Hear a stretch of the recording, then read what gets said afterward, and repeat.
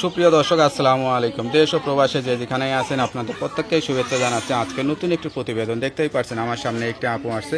আপুটা এক কথায় অপরূপ সুন্দরী, এত সুন্দরী হয়েও প্রতিবেদনের সামনে আসছে বা আসতে হয়, আসলে কেউ বিশ্বাস করে না আসলে কেন আসছে। চলুন তার মুখ থেকেই শুনি।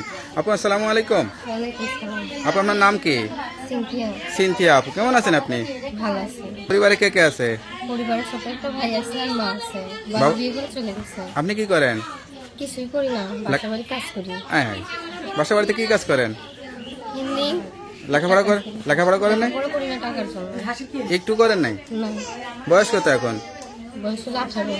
এত সুন্দর মেয়েরা বাসা বাড়িতে কাজ করে, মানুষ তো বিশ্বাসই করে না যে এরা আসলে টাকার অভাবে এখন করতে হয়। লেখাপড়া করার কথা, এখন মানুষের বাড়িতে কাজ করেন। কেমন লাগে? কাজ কাম করতে ভালো লাগে? ভালো তো লাগে না ভাই, কষ্টই লাগে।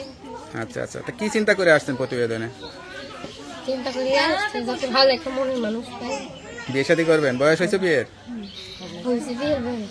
আচ্ছা আচ্ছা, এত সুন্দর মেয়েরা তো একটু নায়িকা হতে চায়, অভিনয় করতে চায়, এরকম কোনো ইচ্ছা ছিল ভাই নাকি? করতে চাই না ভাই, ফ্যামিলির দায়িত্ব নিবে এমন একজন মানুষ চাই। গান টান গাইতে পারেন?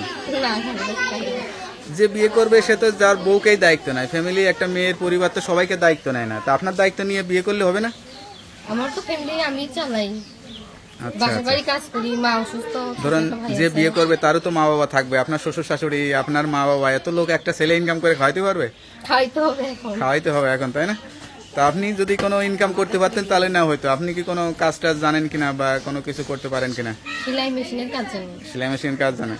তো 2-3টা সেলাই মেশিন কিনে দিলে চালাইতে পারবেন তো লোক টোক দিয়ে? আমি তো চালাইতে। তাহলে সেরকম একটা স্বামী লাগবে যে আসলে আপনারা দিয়ে ইনকাম করাইতে পারবে, তাই না?